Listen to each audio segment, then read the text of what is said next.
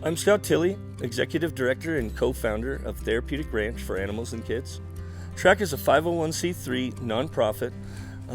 We strengthen kids and community through animal interactions. Our participants will receive specific vocational skills that will aid in their efforts to help themselves, each other, and the Tucson community.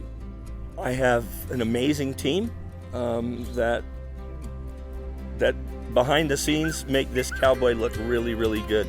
And hats off to CS Design Studios and Wyatt as well, because of what they're able to do in such a short period of time. First and foremost, Wyatt and his team at CS Design Studios was able to lasso our Google grant that was kind of running amok, so to speak.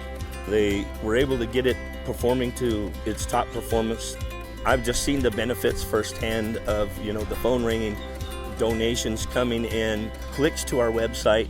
Kind of a interesting thing, having CS Design Studios. I'm getting relay back of data that I've never had before, where how many people are clicking to my website, how long are they staying on that website, and to me those are very important things to know.